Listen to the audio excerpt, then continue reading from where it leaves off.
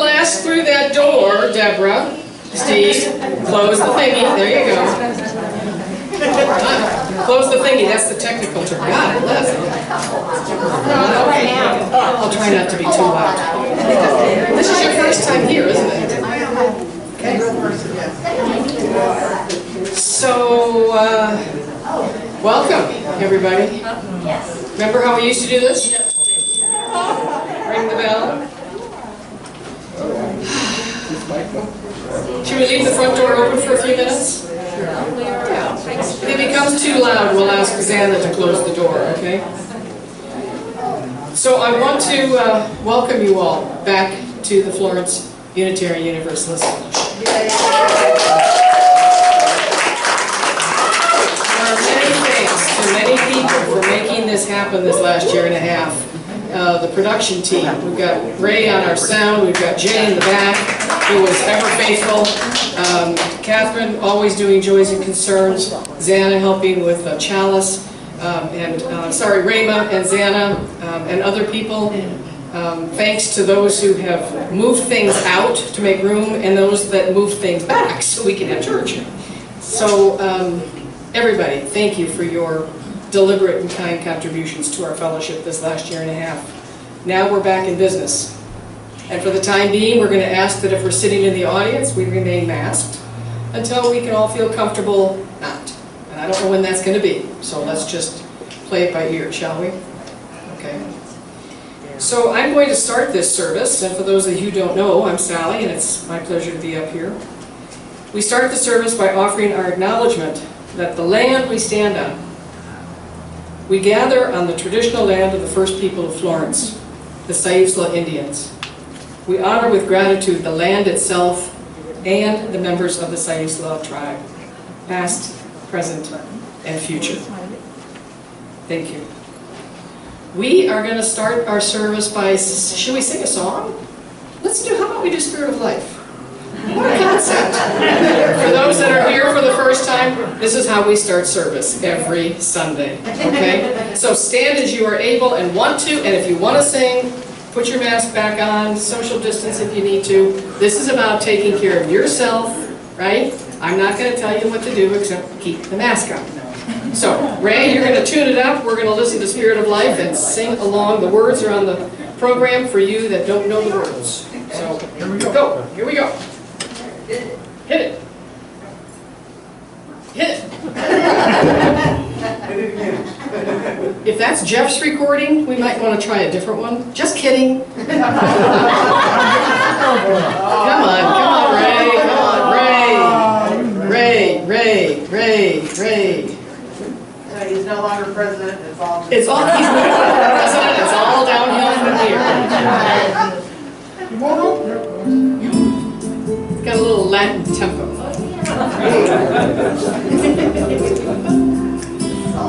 Spirit of life, come unto me, sing in my heart all the stirrings of compassion, blow in the wind, rise in the sea, move in the hand, giving life to shake the justice, roots hold me close, wings set me free, Spirit of life, come to me, come to me.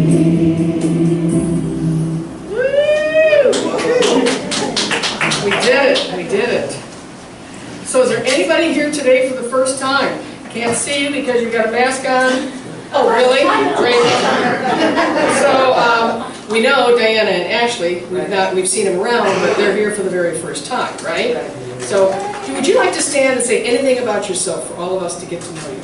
Yes. Yes. Okay. I proposed a question and answer, though. Q&A. Okay. Yeah, so this is my wife, Ashley. I'm Diana. Hi. We came in December, and we had just joined. We were in Baltimore when COVID hit. We had just joined the Towson UU literally went one Sunday morning, joined, and we had no more service. Oh my. So sorry about that, y'all. Oh, it was your fault. Yeah, right. Was it something you said? Yeah, apparently. And so we did some video stuff, you know, with them, Zoom over the summer when we were in Missouri, when I was working in Missouri. We live in our fifth wheel right down the street. And when COVID hit, we got rid of everything and just moved into the fifth wheels, go where there's work.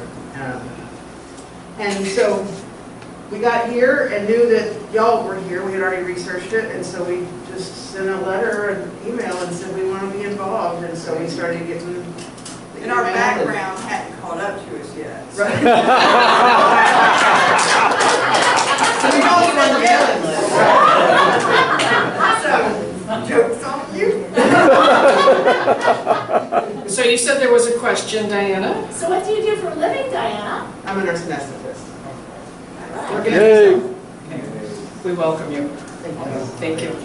Anybody else here? I know Gloria, you've been here before. You want to reintroduce yourself?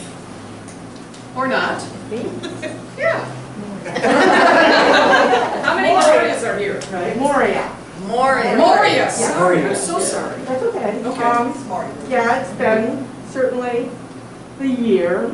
I came here when we arrived in Florence in 14 with my husband, who passed away 3 years ago, suddenly. And I saw the ad in the paper. My neighbor gave me a copy of Saturday's paper. So I saw the story, and I'm here to hear the listener or the speaker. I'll be the listener, and to come back. We have a gift for you. This is Windows to the Light. It's a book of haiku meditations, and it was gifted to us by a gal who wrote this and published it here locally. Okay? And we also have other copies for those. Did you ever get one? Well,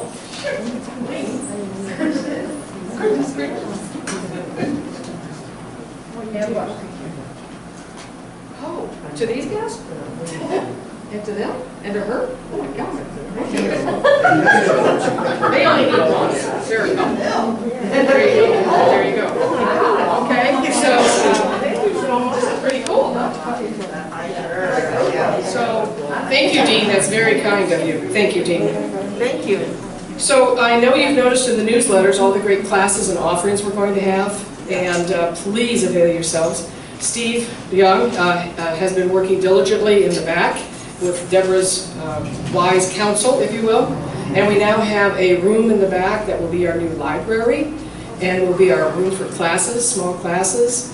Catherine Hemmons will be doing some affirmative prayers. We've got all kinds of good things happening. So when service is over today, make sure you walk through back there and see the lovely room back there that we've created for you, okay? It used to be our food kitchen. It's not that anymore. Uh-oh. Who's got a pray?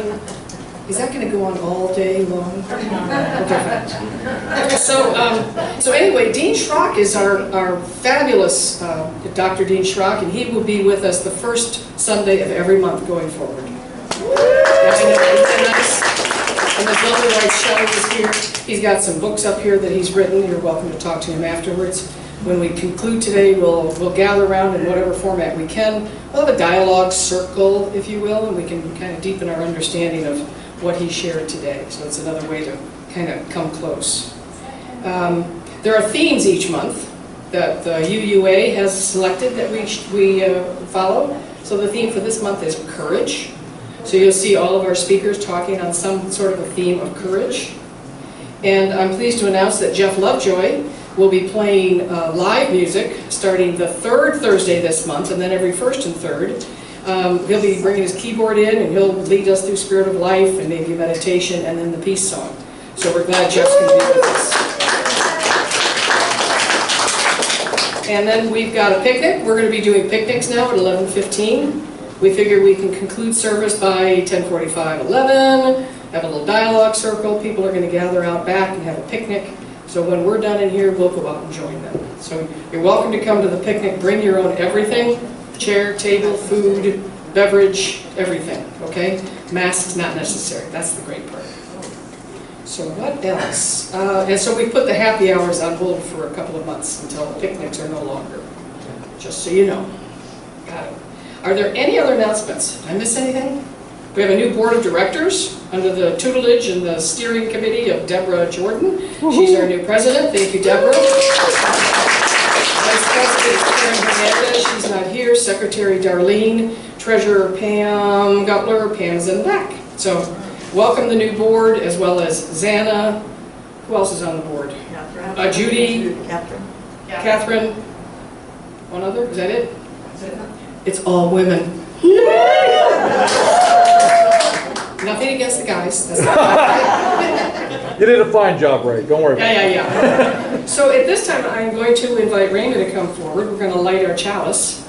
And these words come to us from Heather Janulis, and it's titled, For the Freedom of Faith.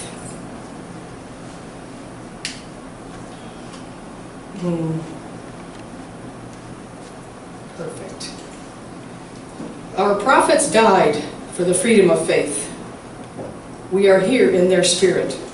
We are here to practice and sustain our living tradition of lighting a chalice, claiming for justice the heat and power of fire.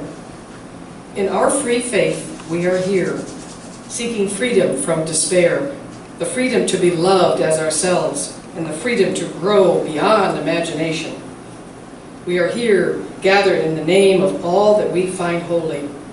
Let us give thanks for the gift of gathering here. Blessed be. I invite Catherine to come forward. We have our joys and concerns. For those that you are new or have not been here in a while, it hasn't changed much, but there are a few little things we're going to do. We've got a microphone over here that I'll hand to you. Okay, Catherine, go.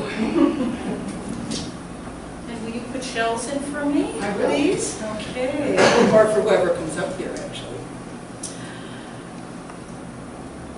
Good morning, everyone. It is amazing to see all of you. Wow. This is the time of the service where we remind each other of the power of community, that we stand as a witness for each other and reach out in compassion if called for. It's so lovely to see so many in attendance today. We weren't sure. This is really great.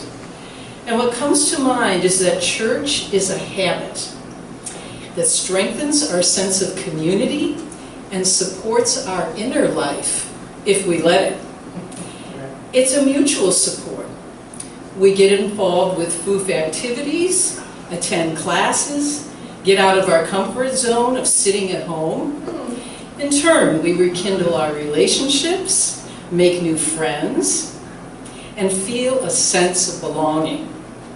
Our little community becomes a pebble in the pond that radiates love and acceptance in the larger community.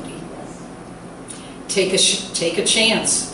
Show up for one another in some way that feels good and kind. Live the words, peace begins with me. I would like to invite anyone up here for their joys and concerns. Remember how we used to do that? Yeah, please come forward. Take a shell, down in the water. Oh, right. You don't have to do the shells anymore. Can I share my one joy? Absolutely. So my joy today is I was looking around in my jewelry case to put something on today to complement the red, white, and blue. And I found this pendant. I thought it would go nicely with the blue, right? Turquoise, whatever. And I realized this is something I had made special for myself with the word courage on it. And I realized after that this is the theme for the month. So Dean, this is for you and for all of us to remember to have a little courage as you go forth. Very good. Thank you. Good morning, everyone. Good morning. Wow. Wow. Okay, so joy and a little bit of a concern. My joy is that I'm a new board member, and I'm excited about participating in a whole different way in this coming year or so, however long it lasts. And so what I'm going to be doing is inviting volunteers for a variety of jobs such as when we get to have food, we'll have food in our cafe or maybe over there, so it can be wherever it is, right? And do some cleanup. Also greeters, we need greeters. And what else? I don't even know everything I'm supposed to be doing yet. Okay. But my point is that everybody, I want you just to jump in with both feet and start volunteering. Please contact me or any board member to see what you can do, because it's going to be a joyful participation, right? Right. All right. My only little bit of concern is that, yes, I'm jumping right in, and now I'm going to be gone for about 3 weeks. So please contact any board member for anything that I'm supposed to be doing, because we're kind of flying by the seat of our pants when we get started here anyway. So just know that I'm excited like everybody else, and we'll get it done, right? All right, thank you. Shells for you. Big shell for Joy. Just a little tiny shell. Thank you. And you can have that to Tuvia anyway.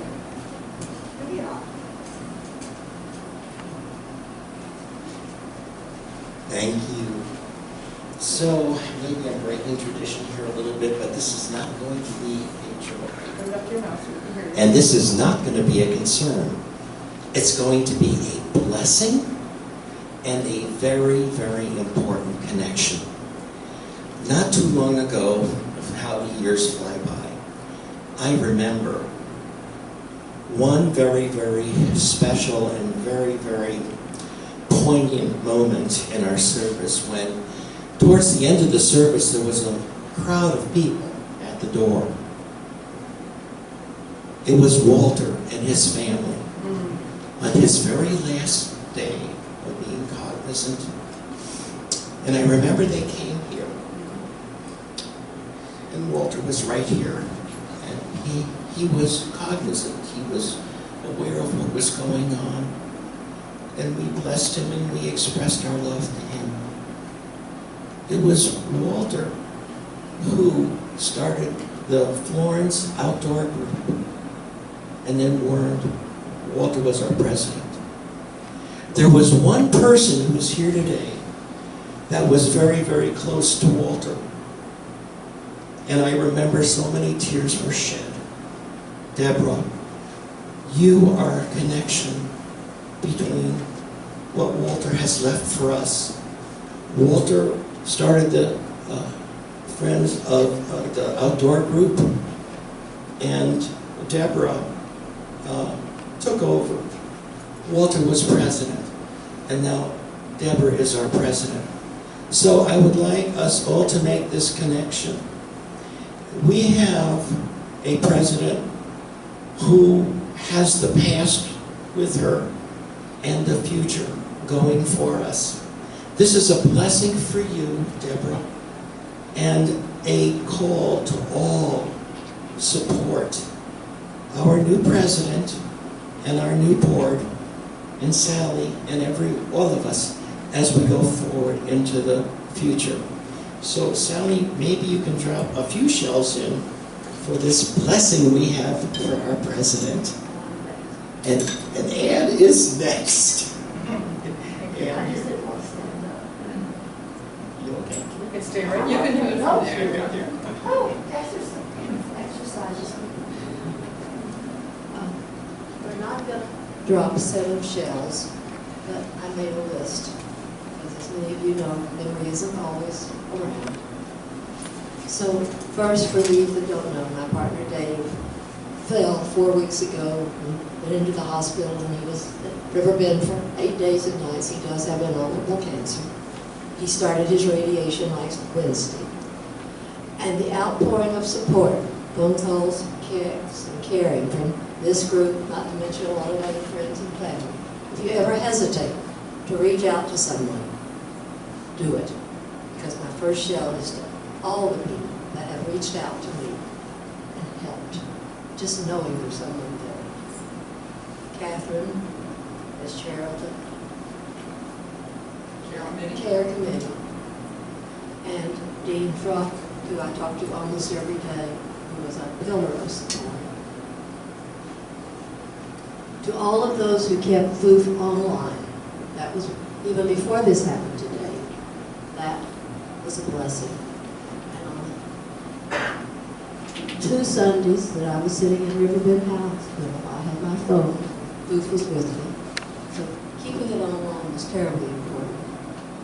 To the weird people that kept the happy hour, and a couple of you, and especially, you know who I mean, that I'm sorry we're not going to keep it going. Maybe we will eventually. And strangely enough, just before all this happened, do you remember that our contributions were to the Florence van that takes people back and forth? Little did I know what that would mean to me, to be able to take him over to the hospital and then have 4 hours. And each day I went and sat with a different friend who held my hand and we talked. But that van, now that I've beaten it, my God, I haven't made that one back before. And thank you, all of you that donated to it. So that van is, wow, I'm almost done, I think. And then, in whatever, this group has prayers that go out in many different places. Whatever thought you say, Dave is strong. We were at Richland Shores this morning. He walked down to the office to pick up our mail down there. He's strong and committed. He was sitting up in the hospital bed at 2 a.m. one morning and wrote the first 2 pages of his bi-weekly newsletter on information age education, which we edited and got out on time when we go home. I mean, he's very positive thinking, and we're working with Dean, who, as you may know, does have a positive future kind of thought. So all of this has helped so very much. And this group, just knowing you were here, it's made a big difference. So that's at least a great big shell. I'll get a big shell. That's why you got the whole bowl. There's Teresa behind you. Get it to her. Send that to Teresa. Thank you. I thought I was last time. I was going to be so This is the last one. Last. I just want to express my gratitude to my church family for all the times during COVID. And, you know, when I came to help, I really came for myself. And then I realized that I was really getting a sense of community, even though it was a small community. And it was my only activity that I did outside of taking care of Obi. So I am just so truly blessed to be a part of this group. Thank you so much. Can I drop a shell? You gonna drop a shell on the way?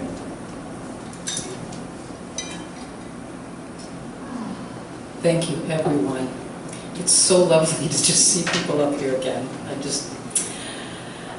And just a little information. I will be available for prayer treatment in the Science of Mind and Unity tradition in the back over in our new little room, which is getting there. After service, or if you just need to talk. Also, my number is on the website. I can arrange rides to church, things like that, etc., etc. We will continue with our care committee callers for now as well. Right now I have Karen Cooper, Natasha, who calls from Portland, and myself just checking in. We started this when lockdown happened. You don't have to respond to us or even talk to anyone, but it keeps the communication open, and if someone needs someone to listen to them or tell them about something that they need, we're here. We could probably use one more caller since Xana is taking over other duties, many of them. Thank you for your care committee service, Xana. I really appreciate you. Collaboration is what humans are wired for, because evolutionarily, that is how we survived. Sebastian Junger. Thank you. Sally, Yes. I forgot one thing. It's very, very important. You know, this is what live church is all about. Oh, Sally, I forgot one thing. Oh, I have to move. I just had to do that. Okay, I did want to I do have a very concern. Colin is on hospice, and Marcia is taking care of him full-time. I'm not sure how she's doing it, but she will not take even my help. So I just wanted everyone to know about that. He's not feeding himself, he's not dressing or bathing himself, he's, looks like, and he's accepted. He said, okay, come on quick, let's get out of here. So that's Colin. So anyway, just prayers and support for both of them. Thank you.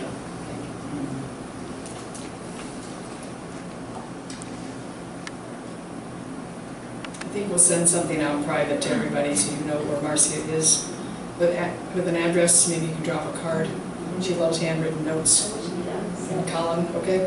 I'll make sure to do that. So we do have a responsive reading, which I thought would be rather interesting for today. It's in your program. I invite you to share when it says all. That's like all. The Sally part would be me. Okay. You forgot how church works, right? It's responsive. God, we're getting there. We are getting there.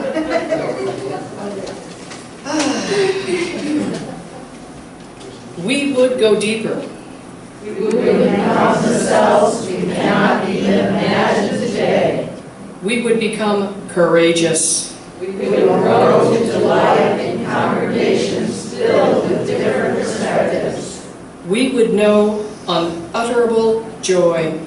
We would be filled with gratitude. May we go deeper. May our time together open our hearts and sharpen our minds. May our learning know no end. May we find the sacred within and around us. May we see the beauty in each other's faces. May we find our way to the depth of our being and there know holiness. So at this time, we're going to play a lovely musical interlude created and played by Jeff Lovejoy. It's called Glitters on Water. I love this piece. It just has this lovely lilt to it. So I invite you, whoever is close to a light switch, to maybe turn off the light, get relaxed, and go deep with this. Think about what's on your mind, what's going on. You know, keeping Colin and Marcia and everybody in mind as you just quietly enjoy this musical interlude.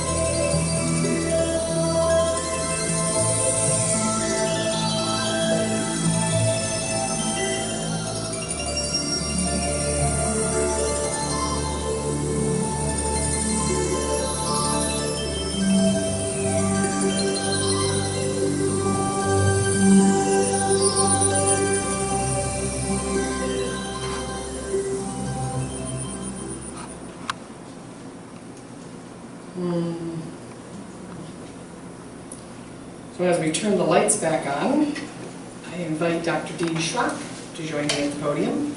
It's my pleasure to reintroduce him to you today. His message is titled, "The Courage to Trust Yourself." Dean.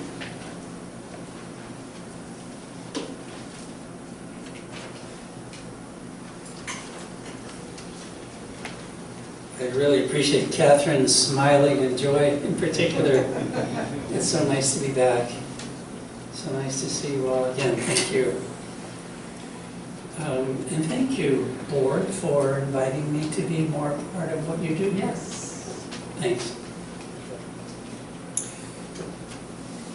When I was putting together my presentation for today, I thought maybe I would actually start with a question, maybe a bit obvious question, but how many of you have ever made a mistake?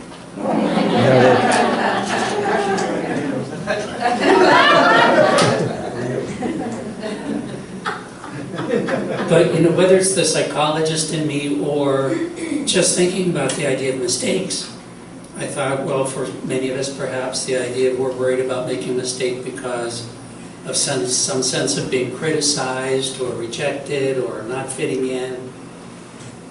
And then I got to thinking about just how common so-called mistakes are.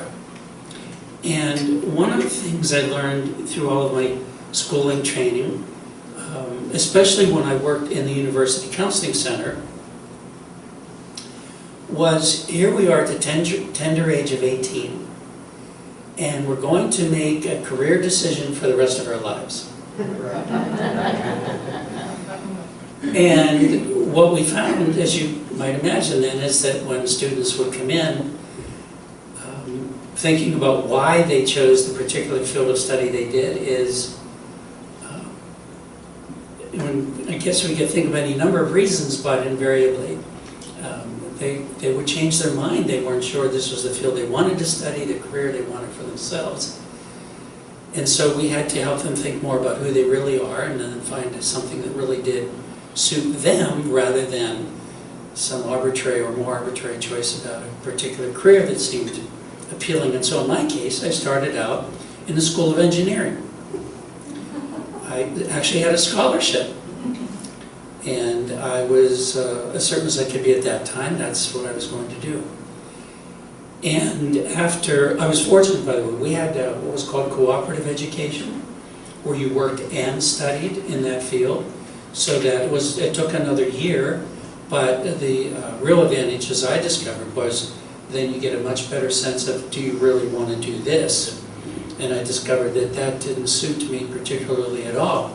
But I probably went through a process like you're thinking, I screwed up. I made this mistake. How could I have made that decision that now I have to start over in a sense? And so then I chose to go into the field of education. I was going to be a counselor, and actually at that time, at least in the state of Ohio, you had to have 5 years teaching experience before you could be a guidance counselor. I was still going to do it for a number of reasons. And of course, I decided not to do that either. And so I did end up, though, enjoying my psychology courses for the most part, but I was tired of being penniless, putting myself through school. And decided, okay, I just got to graduate. And then I did something else completely different for 13 years before I decided more or less what kind of work I'm doing now. The point is to remind you, even if you were to take a career counseling course or work with a career counselor, you will change your mind and you will change your job throughout your life. It isn't just a matter of when you're 18, you're not sure what you want to do. It is as normal as can be.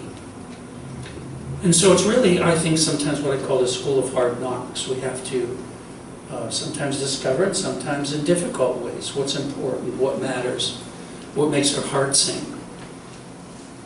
But it's how we learn. And I believe that there's great value in that learning if we really think about it, instead of just, oh, I made a mistake. And so if you were to think, for example, about what if I could go back to my youth again? Most people by far, in my mind, would not go back unless they could take their learned wisdom with them. So again, how did you learn that wisdom though? When we think about, I've used this example before, but if I asked you to think about any subject whatsoever you thought you knew a lot about, whatever that might be. So I think my new friends in forestry. When will the day come you will know everything there is to know about that subject? Okay. And pretty quickly we discovered, well, there's just no way that's not going to happen. But what this leads to then is the idea, not only will you never know everything about that subject, you will never know anything about any subject. You were born to screw up. Thank you. Which is a fallacy that we think that we should know the right way to be. More than even just like the idea of choosing a particular career. So we learn that we do things differently, and there's nothing like a marriage or having children to help you understand we do things differently. And hopefully in that process we learn a great deal of tolerance and respect for our differences. So which way is right? Who has that answer, really? And so what I think when I think about the Archie Bunkers of the world and the idea that there are those who really believe they've got it all figured out and they've got it figured out for you as well.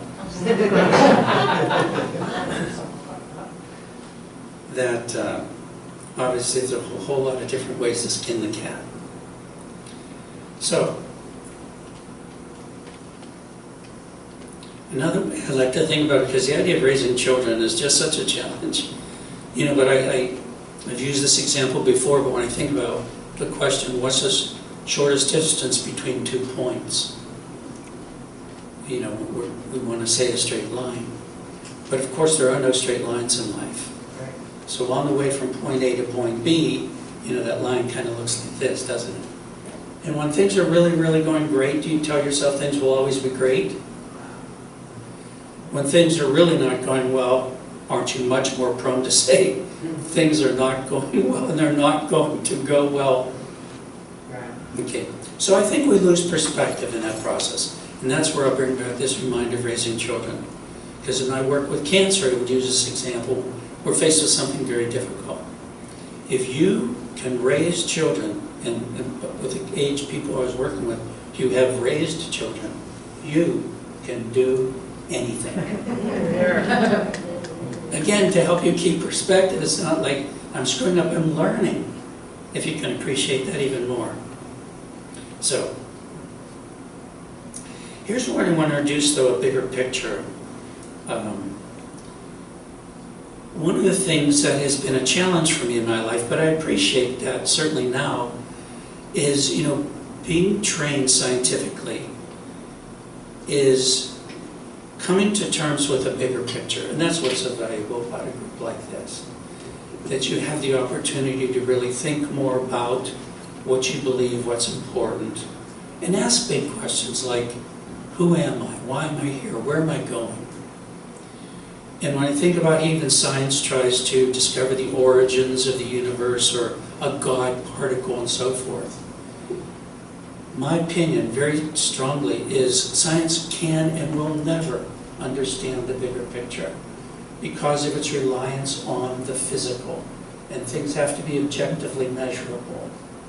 So this is where I want you to also take into account who you really are, and to consider, as I believe strongly with the information I've been given through meditations and my study, is that when you came into this physical lifetime, you came in with a soul script. You had a real good idea what was going to happen and how your life was going to go.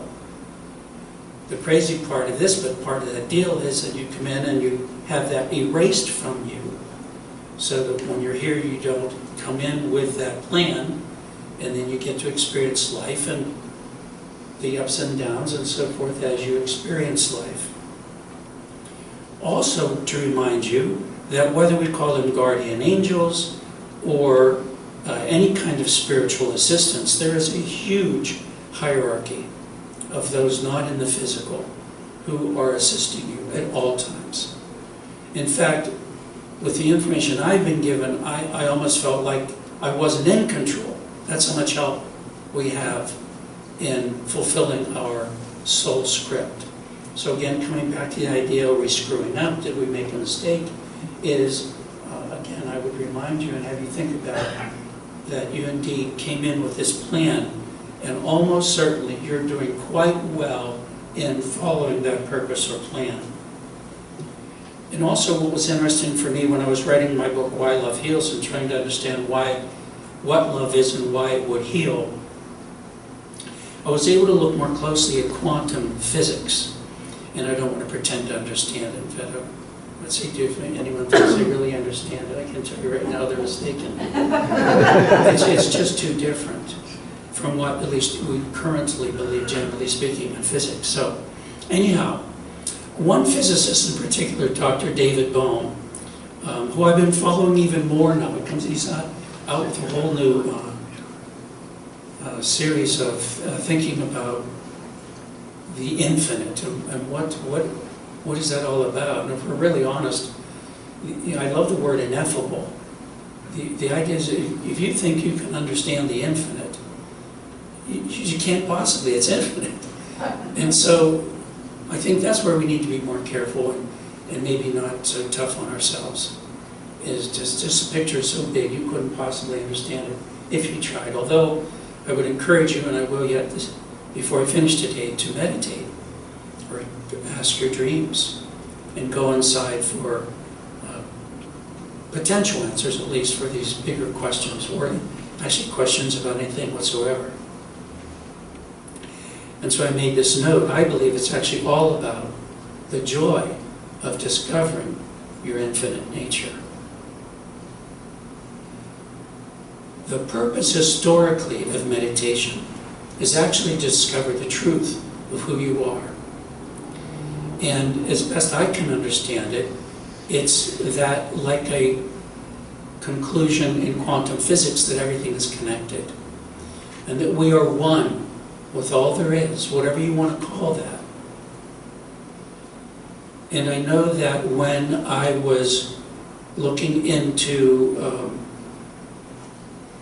areas in my life and work like with suffering and trying to make sense of it for myself so that maybe I could help you, is to learn as I looked outside of the scientific literature and looked into philosophic positions or religious considerations, to discover that, one, it's partly my sense of humor, but it's true, religions disagree on almost everything.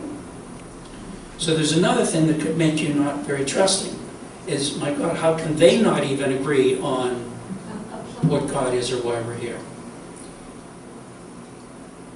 Well, what I did discover is there were two primary things, but the one I want to focus on for this talk today is that, honest to goodness, every major religion and philosophic system believe we are one with God, one with everything. And I have to tell you, that floored me. Because that thought to me is that big. How could they possibly have come to agree on that? You, like in quantum physics, if I can make this somehow work as an image of why you could consider yourself as God manifesting in form, but at the most basic level, physically, when you get down to atoms and subatomic matter, you get down to potential energy, there's no form. But of all things, form begins with consciousness. Your consciousness literally creates. So that creates a whole other set of problems for me, as if everybody has his or her own truth based on what you believe. So what is true? If anything, maybe it'd make you less confident in deciding what's true or what's right, or having the courage to make your own decisions, live your own life. But honestly, I'm going to share with you actually a couple dreams. I hope I'm doing okay for time, because in preparing my talks, I like to get some new insights if I can. Anyhow, about 3 weeks ago, I had a dream because I'm writing my new book, and I've been told to write it from within. This isn't like writing about why people live long with cancer or whatever. And so this has really been a challenge as well. But anyhow, here's the dream. These are my exact notes in my journal. A person is attempting to solve a problem, but no matter what he does, the problem appears unending and will never be solved. It seemed to be so frustrating, but in fact, the person was actually enjoying the process, the joy of learning. In the background, it was as though a curtain opened and revealed that behind it all, the universe was smiling, akin to a fairy godmother appearing to remind us that all is well. There is only peace, harmony, and understanding. Trust and know all is well. Let go. But that brings up a whole lot of other issues around control. And so what I'm asking you to do, I'm admitting right away, is not that easy, but giving you lots of reasons why I think you can feel better about learning to trust yourself and the courage to move forward into life, even if things don't always appear so very clear. One of the notes I made here about meditation and dreams is because the purpose of the current book I'm writing is having been told from within the importance of going within, and then to write this book to encourage you to go within. So I have a meditation class which we offer here through Zoom, which we will continue the first Tuesday of every month. And we're going to keep it on Zoom because some of our members currently don't live here. In fact, I met someone yesterday who's from Kentucky, and she heard about this and asked if she could be part of our group. So by having it on Zoom, no matter where you live, wherever you are, you can still be part of our meditation class. Anyhow, the one way I start a meditation class, which I would encourage you to think about whether or not you participate in our class, is to ask yourself a yes or no question. That is a question that can be answered, ideally, yes or no. And one of the things you can quickly discover, because many people have the image of meditation as I can't do it, or, I don't know, for whatever reason are reluctant to give it a fair chance, although it really does take a real effort. You have to really be willing to have the discipline and focus. But otherwise, what you will find is that, and essentially this is what intuition is based on, is feeling. And so certainly you can know the difference yourself, whether or not you've ever meditated, what feels right or what feels wrong, what feels good or not. And so you can quickly discover that you have within yourself a wisdom, an intelligence that you can learn to trust greatly. In fact, I would dare say, trust more than any external source. What if you knew you were talking to an ultimate source? However, people, when they talk about God as such, all-knowing, all-loving, all-powerful, that's the core nature of who you are, and you can access that.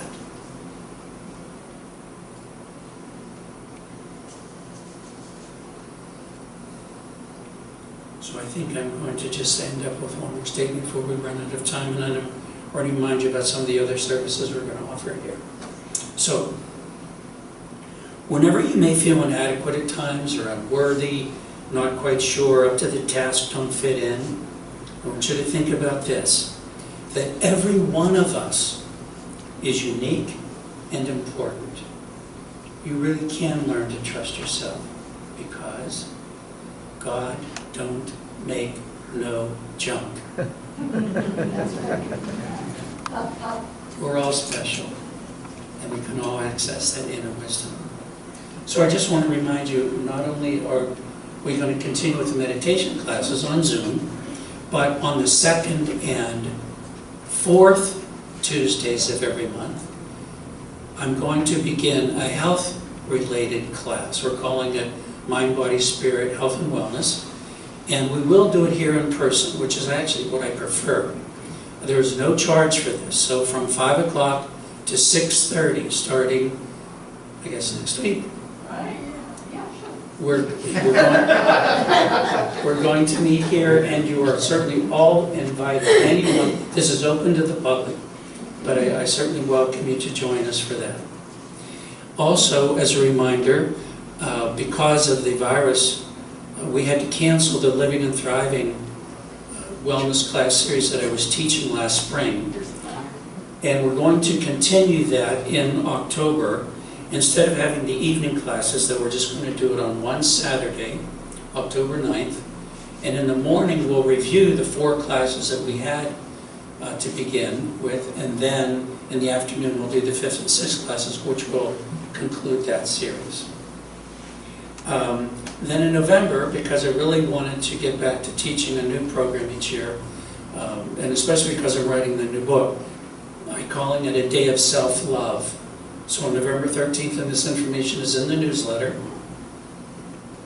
I certainly invite you to join us for that day. And then one last thing is also, I was pleased when I was asked to offer counseling here for FOOF. Although it is open to the public, we're certainly hoping that if any of you have any particular counseling concerns, just like you can work with Catherine, there are others, including myself, that we'd be glad to help if we can. Okay, thank you.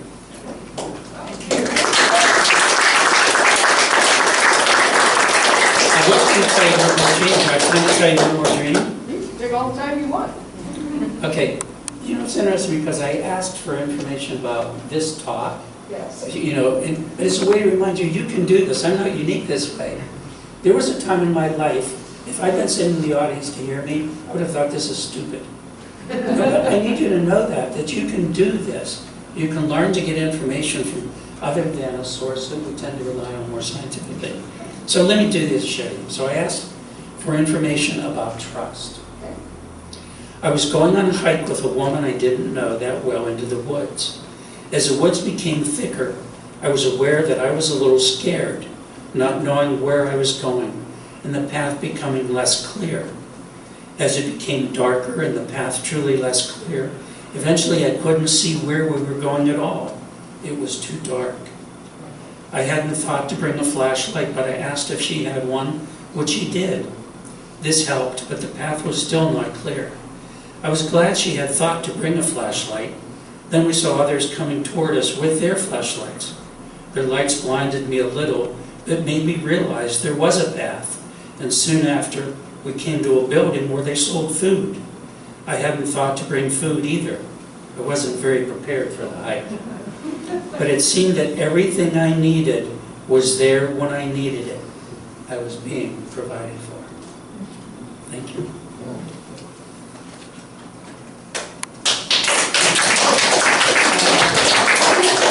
Thank you, Dean. Thank you. Well, this is a full service, let me tell you. We're going to go into our offering, and I know Mark is going to play a particular song for us when we're finished with that. So, and then we'll conclude with our peace song, just so you know what the routine is. Our offering coming in 2 parts. Part 1 is your generosity to this particular fellowship to help us keep thriving as we go forward with our renovation into a new year of classes and experiences. Many of you have pledged your financial support. This is the time you can start to make payments towards that. It's starting July 1st. And you can drop your payments. We have a new basket for us to consider, right? Wow. Yay. So what does this say? Florence Unitarian Universalist Fellowship. So if you want to contribute to the fellowship, you can put it in here. If you want to continue to support our community partner, Food Backpacks for Kids, it can go in here, okay? And I'm going to invite 2 of you to come forward to briefly share us something about Food Backpacks for Kids. Wonderful organization. The service has been going quite a long time, so I am going to be brief. Thank you. I We've have got plenty of months to do this. and I have a lot of stuff, and we'll put it out into blast. Yeah. But first, I just wanted to say that Reverend Dale Edwards at Crossroads Church is so nice and so kind and so humble, and I really enjoy meeting the leaders of our community. Sally, I want to thank you for enabling me to do this. he left me with quite a surprise at the end of our visit, which I'll share in a second. Just within 30 seconds, when school was out for the weekend, most kids would kick up their heels at 2 free weekend days, except those who faced 2 days of hunger. In their homes, the fridge and pantry were depleted of food. On Monday mornings, when government-funded breakfast was offered at the school for disadvantaged, the ones who hadn't eaten all week long would clamor for extras and seconds and leftovers because they were so hungry. So the Reverend Edwards emphasized this is an investment in our future. Children need adults to support and guide them, just as we needed adults to help us when we were younger. In terms of being a community partner, Backpacks for Kids is a necessary humanitarian obligation we need to prioritize. It's about the kids, it's about our future, and it's about doing the right thing. Oh, that special thing that the Reverend told me, I couldn't believe. His mother, may she rest in peace, was Jewish. So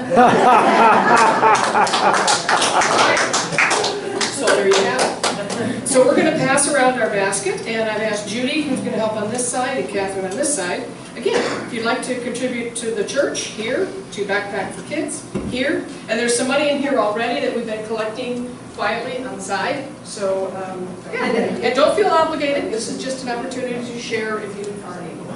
You'll pass it around, and then Catherine's going to keep passing it back.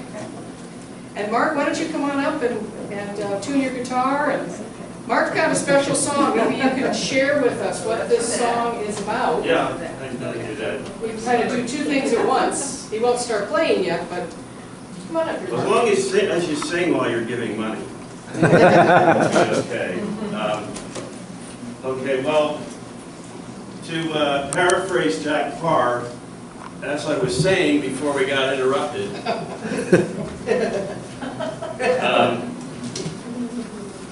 I'm taking off my mask so you can inhale this song. I was walking around, I saw a friend of mine the other day, and I said hi to him, and he said, "Oh, I didn't recognize you without your mask on." So, a little bit of introduction. This song takes a little bit of a backstory. S. Brian Wilson, not the Beach Boy. S. Brian Wilson was born on July 4th of 1946.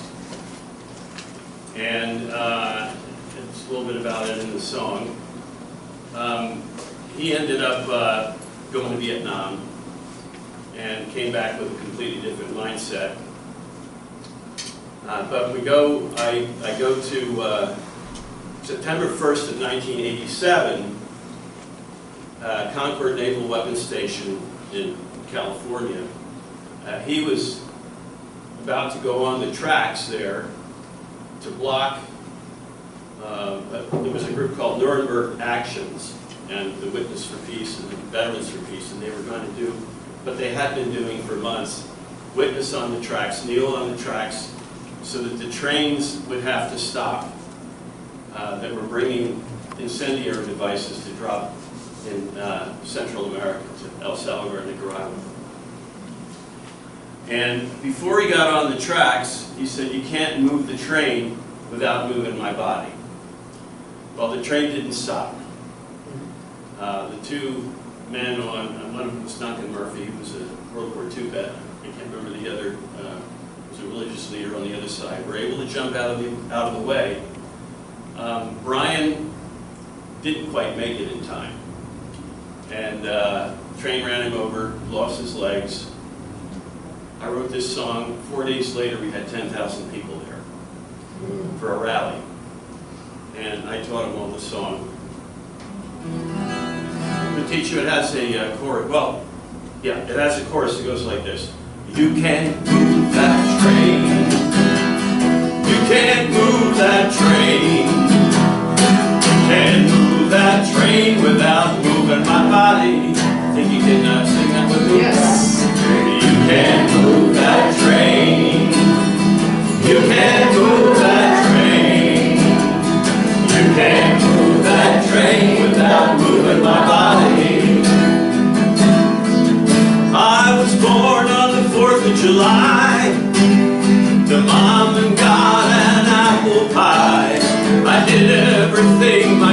country said was right. That's when I still believe, like many men who were deceived, so young and naive, when we got the call to fight. And you can't move that train, you can't move that train, you can't move that train without moving my body. Sing it again now, you can't move that train, you can't move that train, you can't move that train without moving my body. I was the all-American kid, but all the right things that I did couldn't have prepared me for Vietnam. That's when I began to doubt and question what the war was all about. Counting bodies in the burned down villages we bombed. So you can't move that train, you can't move that train, you can't move that train without moving my body. You can't move that train, you can't move that train, you can't move that train without moving my body. Down in Nicaragua and El Salvador, bombs rain down once more to kill and maim. But this time I say no, this time I just have to go to try to stop the train that carries murder in my name. But you can't move that train, you can't move that train, you can't move that train without moving my body. You can't move that train, you can't move that train, you can't move that train without moving my body. You can't move that train, you can't move that train, you can't move that train without moving my body. No pasaran, no pasaran, no pasaran without moving my body.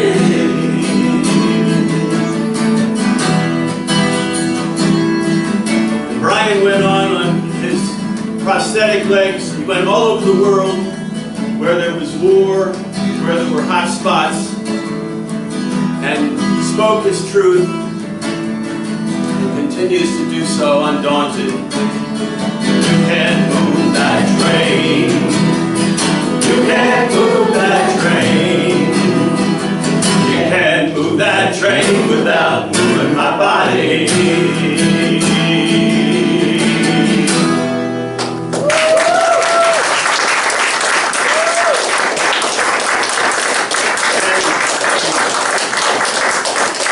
If you want to hear it again, I do have a CD with it.